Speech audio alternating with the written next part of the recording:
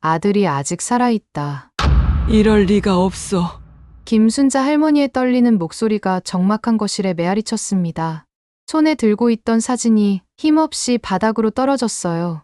사진 뒷면에 빨간 펜으로 적힌 글자가 할머니의 망막에 화인처럼 박혔습니다.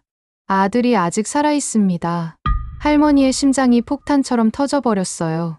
온몸에 전류가 흐르는 것 같았습니다. 13년 동안 무덤 앞에서 흘려왔던 모든 눈물이 한순간에 거짓말이 되어버린 것 같았어요. 다리가 휘청거렸습니다. 벽에 손을 짚고 간신히 몸을 지탱했어요. 바로 그때였습니다. 현관문 밖에서 수상한 발자국 소리가 들렸어요.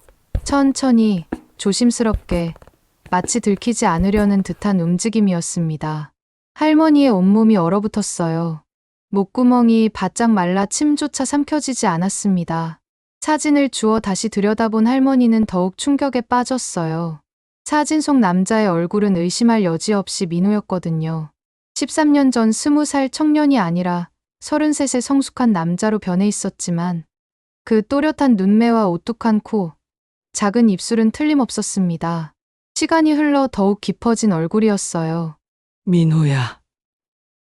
정말 내가 살아있는 거니? 할머니의 입술에서 떨리는 속삭임이 새어나왔습니다. 배경에 보이는 서울 어딘가의 번화한 거리가 선명했어요.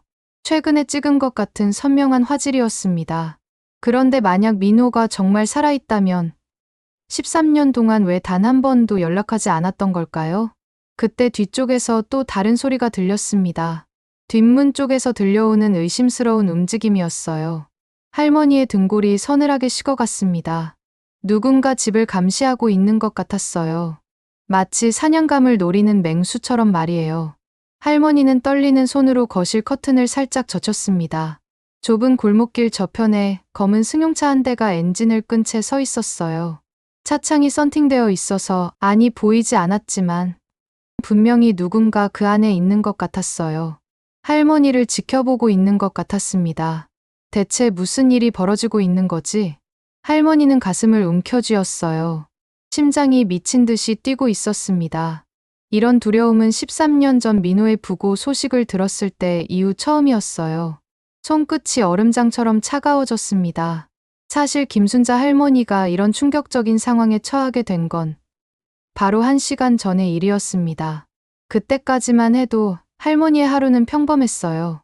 오전 9시, 진우가 회사 나가기 전에 정성스럽게 끓여준 호박죽을 먹고 있었거든요. 어머니, 오늘도 건강하게 드세요. 진우는 할머니 옆에 앉아서 숟가락질하는 모습을 다정하게 지켜보고 있었어요. 33살이 된 지금도 할머니 앞에서는 20살 청년 같은 순수한 미소를 잃지 않았습니다. 13년 동안 친아들보다 더 효성스럽게 자신을 돌봐준 진우가 고마웠습니다. 할머니는 따뜻한 행복감에 젖어 있었어요. 민호를 잃은 슬픔 속에서도 진우가 있어서 버틸 수 있었습니다. 진우는 할머니에게 있어서 하늘이 내려준 선물 같은 존재였어요. 저녁에는 좀 늦을 것 같아요. 중요한 프로젝트가 있거든요. 그래. 일이 중요하지. 내 걱정은 하지 말고. 진우가 넥타이를 매는 모습을 바라보는 할머니의 얼굴에는 자식을 자랑스러워하는 어머니의 미소가 가득했어요. 단정한 정장 차림의 진우가 얼마나 믿음직해 보이는지 몰랐습니다. 조심히 다녀와. 할머니는 현관까지 나가서 진우가 검은색 세단을 타고 골목을 빠져나가는 모습을 지켜봤어요. 차창을 내리고 환하게 웃으며 손 흔드는 진우의 모습이 얼마나 다정해 보였는지 모릅니다. 그렇게 평화로운 아침이 시작됐어요. 할머니는 거실에 앉아 뜨개질을 하며 나른한 오전을 보내고 있었습니다. 따스한 햇살이 창문을 통해 스며들어 졸음이 밀려왔어요. 그런데 진우가 나간 지 정확히 1시간 후 모든 게 변했습니다. 먼저 현관문에서 이상한 소리가 들렸어요. 뭔가 바닥에 떨어지는 소리였습니다. 할머니가 현관으로 가보니 문틈 사이로 한 장의 사진이 밀려들어와 있었어요. 누가 몰래 넣고 간 것 같았습니다. 그 사진을 집어든 순간 할머니의 세상이 완전히 뒤바뀌었거든요. 13년 동안 죽었다고 믿어왔던 아들 민호가 살아있는 모습으로 찍혀 있었으니까요. 그것도 최근에 찍힌 것 같은 선명한 사진으로 말이에요. 이게 대체 뭐란 말이야? 할머니는 사진을 부여잡고 주저앉았습니다. 온몸이 떨렸어요. 13년간 쌓아온 모든 것이 한순간에 무너지는 기분이었습니다.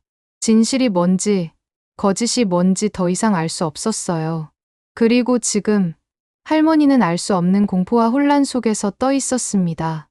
민호가 살아있다는 충격적인 사실과 함께 누군가 자신을 감시하고 있다는 두려움까지 덮쳐온 것이에요. 창밖의 검은 승용차는 여전히 그 자리에 멈춰 있었습니다. 마치 다음 행동을 기다리는 것처럼 말이에요. 할머니의 손에 든 사진이 바들바들 떨렸습니다. 이 모든 게 꿈이기를 바랐지만 사진 속 민호의 얼굴은 너무나 생생하고 현실적이었어요.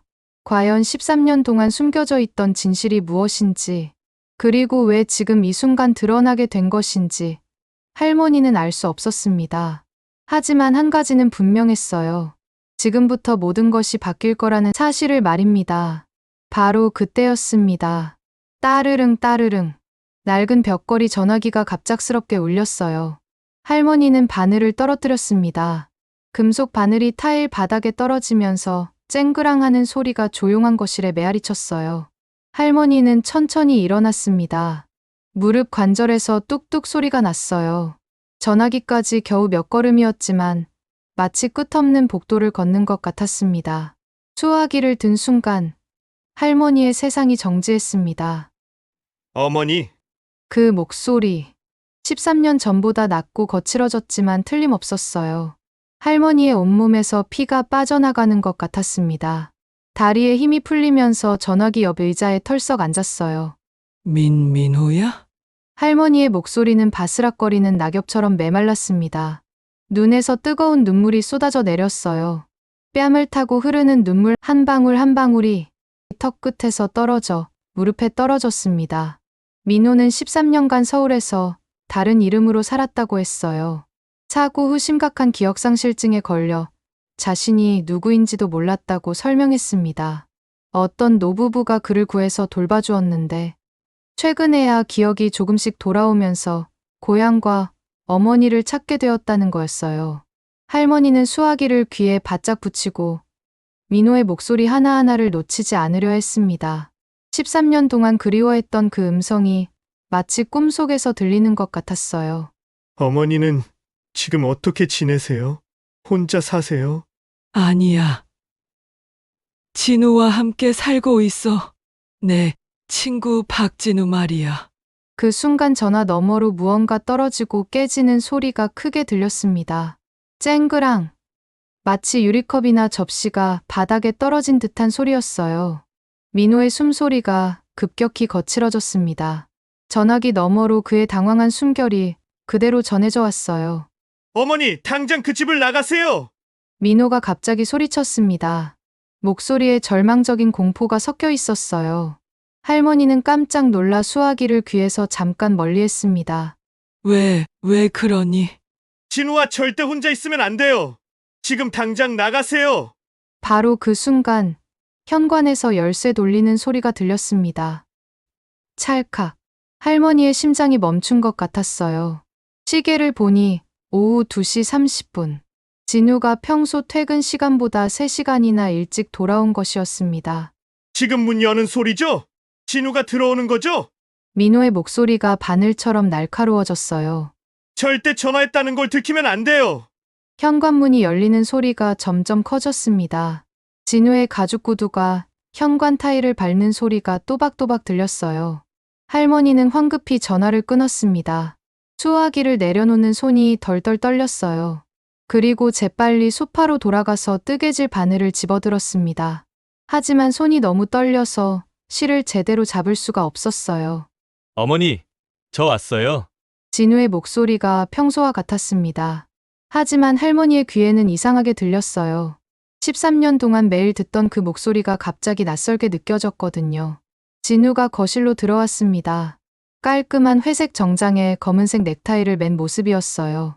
평소 같으면 할머니에게 다가와서 볼에 뽀뽀를 해주곤 했는데 오늘은 거리를 두고 서 있었습니다. 진우의 시선이 할머니를 훑었습니다. 마치 뭔가 이상한 점은 없는지 확인하는 것 같았어요. 그의 눈빛이 평소보다 날카로워 보였습니다. 할머니는 뜨개질에 집중하는 척했지만 손끝이 바들바들 떨렸어요. 모직실이 바늘 끝에서 미끄러져 바닥에 떨어졌습니다. 어머니, 괜찮으세요? 얼굴이 좀 빨개 보이는데. 아니야. 괜찮아. 그냥 좀 더워서. 할머니는 손등으로 이마를 닦았어요. 실제로 식은땀이 맺혀 있었습니다. 진우는 계속 할머니를 관찰했습니다. 평소의 다정한 모습과는 달리 뭔가 경계하는 듯한 자세였어요. 그리고 천천히 전화기 쪽으로 걸어갔습니다. 할머니의 가슴이 쿵 떨어졌어요. 혹시 전화기에 민호의 번호가 표시되는 건 아닐까요? 진우가 전화기를 잠깐 들여다봤지만 다행히 아무것도 표시되지 않았어요.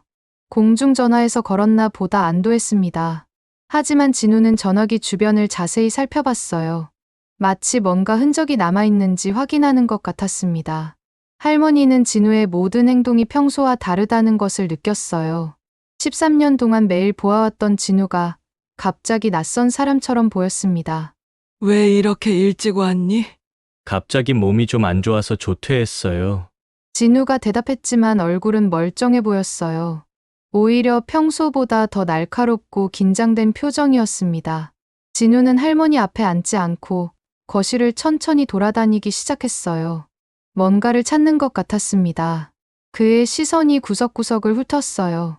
할머니는 치마 속에 숨긴 민호의 사진이 들킬까봐 두려웠습니다. 민호의 간절한 경고가 계속 머릿속에서 맴돌았습니다. 절대 혼자 있으면 안 돼요. 할머니는 완전히 고립된 기분이었습니다. 진우가 할머니를 바라보는 시선에서 13년 동안 봐왔던 따뜻함이 사라졌어요. 대신 뭔가 계산적이고 차가운 무언가가 자리하고 있었습니다. 과연 민호가 그렇게 무서워한 이유가 무엇일까요? 그리고 진우는 정말 할머니에게 위험한 존재인 걸까요? 할머니의 마음속에 13년간 쌓아온 신뢰가 서서히 무너져 내리기 시작했습니다. 도에스 저녁 8시 진우는 할머니에게 따뜻한 미역국을 끓여주었습니다. 평소와 다름없는 정성스러운 모습이었어요. 하지만 할머니의 눈에는 그 모든 행동이 가면을 쓴 연극처럼 보였습니다. 할머니는 숟가락을 들었지만 목구멍으로 넘어가지 않았어요. 입맛이 없으세요? 진우의 목소리는 여전히 부드러웠지만 그 안에 감춰진 차가움을 할머니는 느낄 수 있었어요. 할머니는 억지로 미역국 한 숟가락을 떠서 입에 넣었습니다. 평소 같으면 맛있다고 칭찬했을 텐데 지금은 모래를 씹는 것 같았어요. 진우는 할머니가 다 먹을 때까지 자리를 떠나지 않았습니다. 마치 간병인이 환자를 돌보는 것처럼 세심하게 관찰했어요.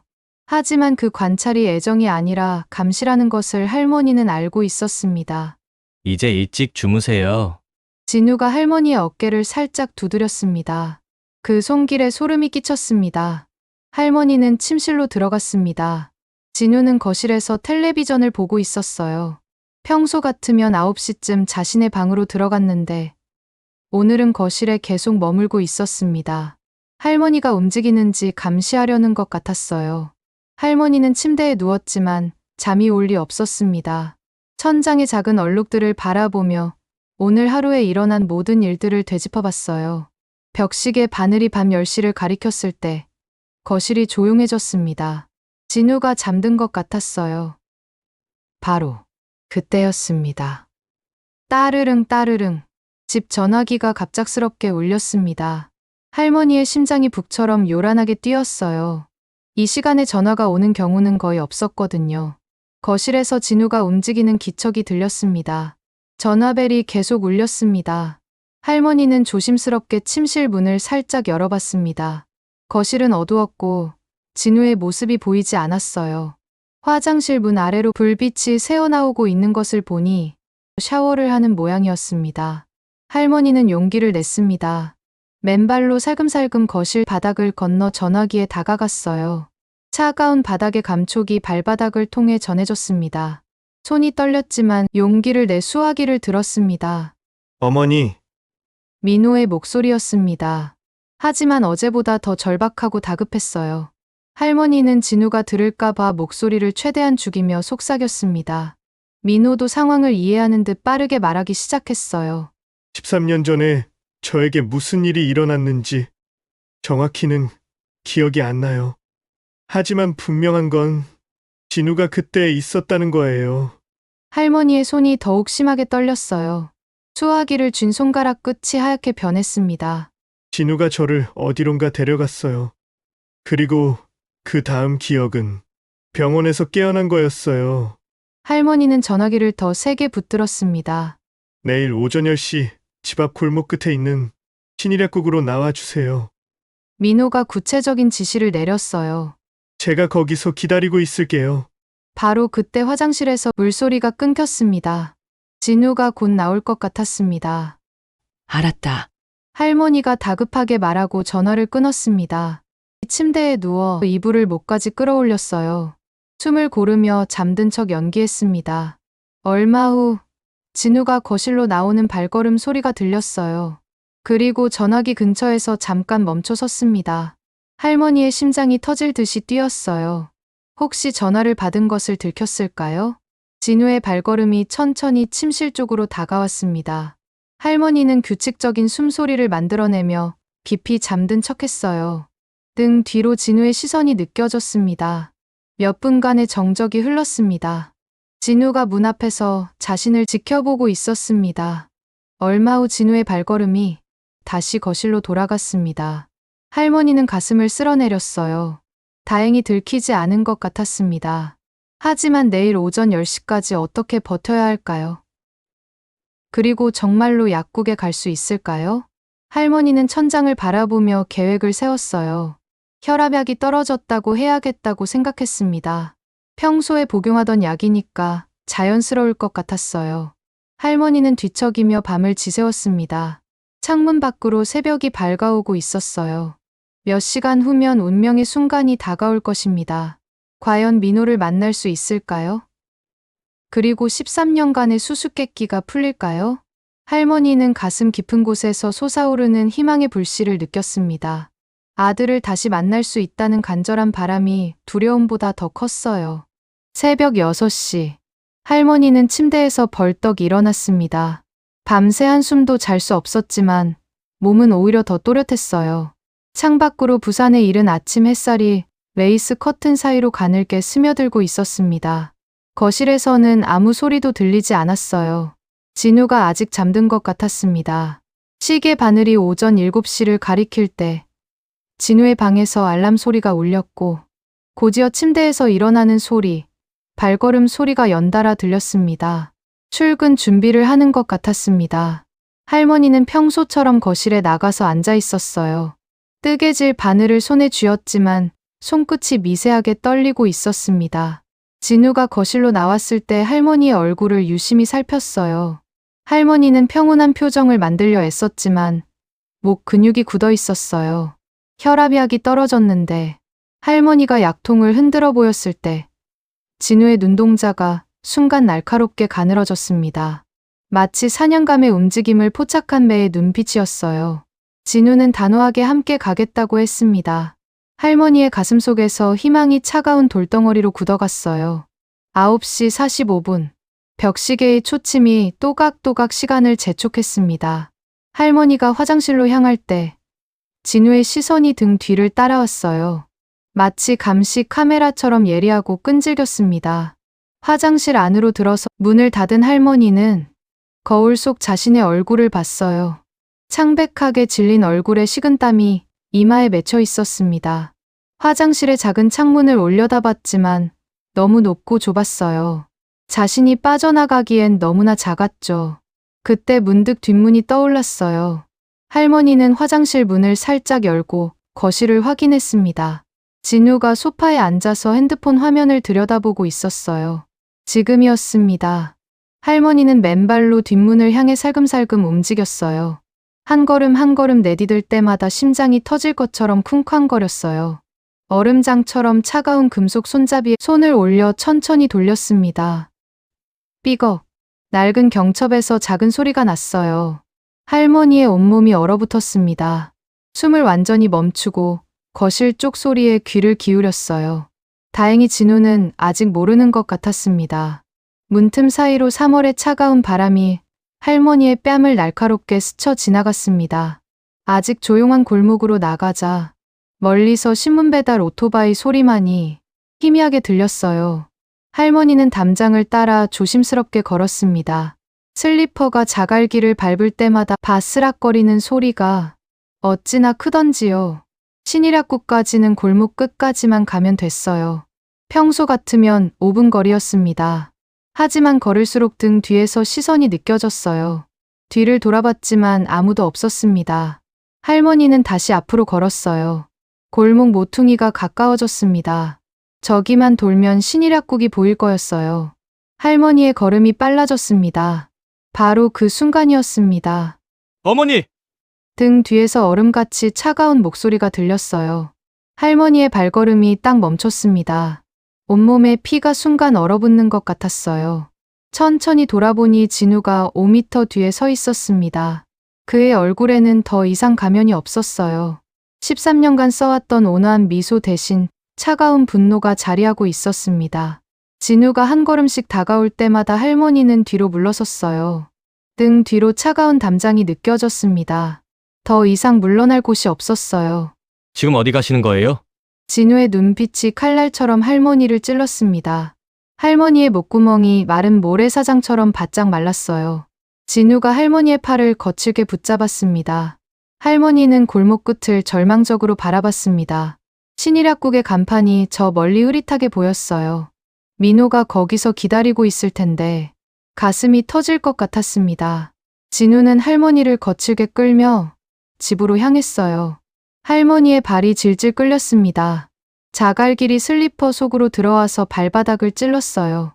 집 현관에 도착했을 때 할머니의 이마에는 식은땀이 촘촘히 맺혀 있었습니다. 진우는 할머니를 거실 소파에 앉히고 자신은 현관문 앞을 막아섰어요. 할머니는 창밖을 바라봤습니다. 벽시계가 오전 10시를 가리키고 있었습니다. 초침이 또각또각 소리를 내며 할머니의 마지막 희망을 재촉하고 있었어요. 할머니는 고개를 들어 진우를 바라봤습니다. 오후 햇살이 거실 창문을 통해 비스듬히 들어와 진우의 얼굴 반쪽을 밝게 비췄지만 나머지 반쪽은 그림자 속에 잠겨 있었습니다. 진우는 할머니 맞은편에 앉으면서 땅이 꺼질듯이 깊은 한숨을 내쉬었어요. 그의 어깨가 13년간의 무게를 견디다 지친 듯 축 늘어져 있었습니다. 13년 전 그날 민호가 정말 무슨 일을 하려 했는지 아세요? 할머니는 입술을 꾹 다물고 있었습니다. 진우는 거실 테이블 위에 할머니 안경을 바라봤어요. 그 안경 너머로 13년간 자신을 바라봐 주었던 따뜻한 시선을 떠올리는 듯했습니다. 민호는 어머니 몰래 집 문서를 가지고 나가려 했어요. 할머니의 손가락이 무의식 중에 소파 팔걸이를 꽉 움켜쥐었어요. 손가락 마디가 하얗게 변할 정도였습니다. 사업 자금이 필요했나 봐요. 이 집과 어머니 명의에 적금을 처분하려고 했던 거죠. 거실의 벽시계가 또각또각 소리를 내며 시간을 재촉했습니다. 진우의 목소리는 낮고 무거웠지만 할머니의 귀에는 메아리처럼 울려 퍼졌어요. 제가 말렸어요. 하지만 민호는 듣지 않았어요. 할머니는 고개를 좌우로 저었습니다. 회색 머리카락이 어깨를 스쳤어요. 민호가 그런 아이가 아니었다는 확신이 가슴 깊은 곳에서 솟아올랐습니다. 거짓말이야. 할머니의 목소리가 거실의 정적을 깨뜨렸어요. 그 말이 떨어지자 진우의 얼굴에 쓴 웃음이 스쳤습니다. 그날 밤 우리가 격렬하게 다퉜어요. 서로 밀치고 당기다가 민호가 현관 계단에서 넘어진 거예요. 진우의 손이 무의식 중에 자신의 목을 만졌어요. 마치 그날의 충격이 아직도 목에 걸려 있는 것처럼 말이에요. 머리에서 피가 많이 났어요. 급하게 병원에 데려갔지만 기억상실증이 왔어요. 그럼 왜 나한테 말하지 않았어? 민호가 병원에서 사라진 거예요. 진우가 창밖을 바라봤습니다. 멀리 보이는 산등성이가 오후 햇살에 물들어 있었어요. 의식을 되찾은 후 간병인이 잠깐 자리를 비운 사이에 그냥 사라져 버렸어요. 흔적도 없이. 할머니의 가슴이 답답해졌습니다. 숨을 들이마실 때마다 공기가 모래처럼 거칠게 느껴졌어요. 그때 진우의 핸드폰이 날카롭게 울렸습니다. 화면에 오호건설이라는 회사명이 떠올랐어요. 진우가 전화를 받자 급한 목소리가 새어나왔습니다. 지금 당장 나가야겠어요. 진우가 일어서면서 재킷을 집어 들었습니다. 그의 움직임이 평소보다 서둘러 보였어요. 1시간 후에 돌아올게요. 진우가 현관으로 향하면서 할머니를 한 번 더 돌아봤습니다. 진우는 할 말이 있는 듯 입을 달싹거리더니 이내 돌아섰습니다. 현관문이 쾅 닫히는 소리가 집안에 메아리쳤습니다. 곧이어 진우의 차가 시동 걸리는 소리가 들렸고 엔진음이 점점 멀어져 갔어요. 할머니는 소파에 홀로 앉아서 진우가 남긴 말들을 곱씹었습니다. 거실은 다시 조용해졌지만 공기 중에는 여전히 긴장감이 맴돌고 있었어요. 정말 민호가 자신의 재산을 훔치려 했던 걸까요? 그리고 13년간 연락하지 않은 이유가 죄책감 때문이었을까요? 할머니는 고개를 저었습니다. 어제 민호와 통화했을 때의 그 절박한 목소리가 계속 귓가에 맴돌았어요. 진우에 대한 그 공포스러운 반응이 단순한 죄책감으로 설명될 리 없었습니다. 시계 바늘이 오후 2시를 가리킬 때 현관문을 두드리는 소리가 들렸습니다. 또각또각또각. 리듬감 있는 노크 소리였어요. 진우의 것과는 확연히 달랐습니다. 할머니의 심장이 빠르게 뛰기 시작했어요. 현관문 앞으로 조심스럽게 다가가서 문구멍으로 밖을 내다봤습니다. 그 순간 할머니의 다리에서 힘이 빠져 벽에 기댔어요. 민호가 서 있었습니다. 13년 만에 직접 마주하는 아들의 모습이었어요. 민호야. 할머니는 떨리는 손으로 현관문 자물쇠를 풀었습니다. 쇠사슬이 달그락거리는 소리가 13년간의 기다림을 깨뜨리는 것 같았어요. 민호가 거기 서 있었어요. 13년 전 20살 청년이 아닌 33의 성숙한 남자가 되어서 말입니다. 민호야. 정말 너구나. 할머니의 눈에서 뜨거운 눈물이 쏟아져 내렸어요. 뺨을 타고 흐르는 눈물이 턱끝에서 떨어져 앞치마에 젖었습니다. 13년간 참아왔던 그리움이 한꺼번에 터져 나왔어요. 떨리는 손을 뻗어 민호의 뺨을 어루만지려 했습니다. 하지만 민호는 할머니의 손길을 차갑게 피했어요. 그의 얼굴에는 할머니가 기대했던 그리움이나 사랑이 보이지 않았습니다. 대신 차갑고 초조한 표정만 가득했어요. 입술이 얇게 일자로 굳어 있었고 눈빛에는 날카로운 계산이 서려 있었습니다. 민호가 할머니를 거칠게 밀치고 현관으로 들어섰어요. 할머니는 균형을 잃고 비틀거렸습니다. 현관 타일에 손을 짚고 간신히 넘어지지 않았어요. 손바닥에 차가운 바닥의 감촉이 그대로 전해졌습니다. 민호야. 왜 그러니? 하지만 민호는 할머니의 말을 무시하고 거실로 성큼성큼 걸어 들어갔습니다. 가죽 구두가 타일 바닥을 밟는 소리가 마치 침입자의 발걸음처럼 거칠고 무정했어요. 집문서 어디 있어요? 민호가 갑자기 소리를 질렀습니다. 그 음성이 거실 벽에 메아리치면서 할머니의 고막을 때렸어요. 민호는 거실 서랍장을 마구 뒤지기 시작했습니다. 서랍을 잡아당겨서 안의 내용물들을 바닥에 쏟아냈어요. 할머니가 소중히 보관해온 가족사진들과 편지들이 방바닥에 흩어지면서 바스락거렸습니다. 액자 유리가 깨지면서 쨍그랑 소리가 났어요. 할머니가 민호의 팔을 잡으려 했지만 민호는 할머니를 거칠게 밀어냈습니다. 할머니는 소파에 넘어져 앉으면서 등이 쿠션에 푹 파묻혔어요. 할머니의 온몸이 얼어붙었습니다. 진우가 말한 것이 사실이었던 거예요. 민호는 침실로 향했습니다. 옷장을 열어서 안의 옷들을 바닥에 던져냈어요. 옷걸이들이 바닥에 떨어지면서 금속 소리가 연달아 울렸습니다. 할머니가 평생 아껴 입던 옷들이 구겨지고 뒤엉켰어요. 화장대 서랍을 모두 뒤진 민호는 이번엔 침대 밑을 뒤지기 시작했습니다. 먼지가 풀풀 날리면서 햇살에 반짝였어요. 바로 그때 현관문이 벌컥 열리는 소리가 들렸습니다. 어머니! 진우의 다급한 목소리였어요. 급하게 뛰어온 듯 가쁜 숨소리가 들렸습니다. 진우가 거실로 들어오자 바닥에 흩어진 물건들을 보고 얼굴이 단숨에 굳어졌어요. 깨진 액자, 찢어진 편지들, 어지럽게 널브러진 사진들이 한눈에 들어왔습니다. 침실에서 나오는 민우와 마주쳤을 때 두 남자의 눈빛이 공중에서 충돌했어요. 비켜! 민호가 진우를 밀치려 했지만 진우는 단단한 바위처럼 꼼짝하지 않았습니다. 두 남자가 서로를 노려보며 대치했어요. 공기 중에 보이지 않는 전기가 흐르는 것 같았습니다. 민호가 주먹을 휘둘렀지만 진우가 재빨리 피했어요. 주먹이 공기를 가르면서 휘익 소리가 났습니다. 대신 진우는 민호의 팔을 붙잡고 뒤로 밀어냈어요. 어머니한테서 뭘 뺏으려고 하는 거야? 내가 아들인데 왜 못 가져가? 민호가 다시 덤벼들었습니다. 이번에는 진우도 맞받아쳤어요. 두 사람이 거실에서 몸싸움을 벌이면서 소파가 밀려나고 테이블이 삐걱거렸습니다. 할머니는 소파에 앉아서 충격에 빠져 있었어요. 13년간 그리워했던 아들이 자신의 재산을 훔치러 온 것이었습니다. 그리고 그것을 막으려는 사람은 13년간 자신을 돌봐준 진우였어요. 민호가 거실 테이블 위에 도자기 화분을 집어들어 진우에게 던졌습니다. 진우가 몸을 숙여 피하자 화분이 벽에 부딪혀 산산조각 났어요. 13년 전에도 이렇게 내 일을 방해했지. 민호가 숨을 헐떡이며 소리쳤습니다. 얼굴이 붉게 달아올라 있었어요. 내가 없었다면 이미 다 끝났을 일이야. 어머니를 이용하려는 내가 잘못된 거야. 할머니는 두 사람의 말을 들으며 마침내 모든 진실을 깨달았어요. 가슴 깊은 곳에서 차가운 깨달음이 솟아올랐습니다. 13년 전 민호는 정말로 자신의 재산을 가지고 도망가려 했던 것이고, 진우가 그것을 막으려 했던 것입니다. 그리고 진우는 13년간 진심으로 자신을 돌봐왔던 거예요. 그만해! 할머니가 벌떡 일어서서 두 사람 사이에 섰어요. 70세 할머니의 작은 몸집이었지만 그 목소리에는 흔들리지 않는 힘이 있었습니다. 민호야, 그만 나가거라. 민호가 믿을 수 없다는 표정으로 할머니를 바라봤어요.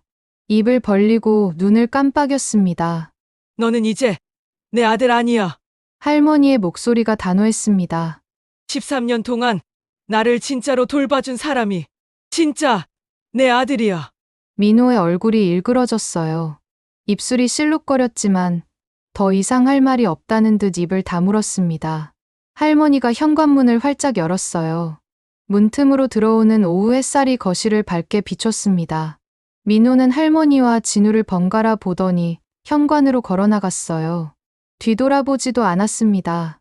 가죽구두 소리가 점점 멀어져 갔어요. 쾅! 문이 닫힌 후 거실에는 할머니와 진우만 남았습니다. 바닥에 흩어진 물건들과 깨진 화분 사이에서 두 사람은 서로를 바라봤어요. 진우야, 미안해. 할머니가 진우의 거친 손을 두 손으로 감쌌습니다. 진우의 손가락에는 방금 전 몸싸움으로 생긴 작은 상처들이 있었어요. 진우는 아무 말 없이 할머니를 따뜻하게 안아주었습니다. 할머니의 작은 어깨가 진우의 품에 파묻혔어요. 괜찮아요. 어머니, 할머니는 진우의 품에서 눈물을 흘렸어요. 이번에는 슬픈 눈물이 아니라 안도의 눈물이었습니다. 창밖으로 부산의 오후 햇살이 따뜻하게 들어왔어요. 거실 바닥에 흩어진 사진들 중에서 할머니와 진우가 함께 찍은 사진이 햇빛을 받아 반짝였습니다. 13년간의 오해와 의심이 마침내 끝난 것입니다. 진짜 가족이 누구인지 이제 확실히 알았어요. 그날 저녁, 진우는 흩어진 물건들을 정리하고 깨진 화분을 치웠습니다. 할머니는 진우가 다치지 않았는지 계속 확인하며 상처에 연고를 발라주었어요. 비록 오늘 하루 뒤죽박죽이 되었지만 이곳이야말로 진짜 가족이 사는 따뜻한 보금자리였어요. 진우가 끓여준 된장찌개 냄새가 부엌에서 풍겨왔습니다. 할머니는 미소를 지었어요. 이런 평범한 일상이 얼마나 소중한지 새삼 깨달았거든요. 진우야, 고마워. 저야말로 감사해요. 어머니 저에게 진짜 가족이 뭔지 가르쳐 주셨으니까요. 그들의 대화 소리가 따뜻한 저녁 공기와 함께 집안에 퍼져나갔습니다. 가족이란 피가 아니라 마음으로 만들어지는 것이라는 걸 할머니와 진우는 13년에 걸쳐 증명해낸 것입니다. 여러분은 어떻게 생각하시나요? 13년간 할머니를 진심으로 돌봐준 진우와 재산만을 노린 친아들 민호, 진정한 가족의 의미에 대해 다시 한번 생각해보게 되는 이야기였습니다. 혈연보다 더 소중한 것이 바로 진심 어린 사랑과 헌신이 아닐까요? 이런 감동적인 이야기가 더 많은 분들에게 전해졌으면 좋겠어요. 구독과 좋아요로 따뜻한 마음을 나눠주세요. 여러분의 댓글도 기다리고 있어요. 가족의 진정한 의미에 대한 생각을 들려주세요.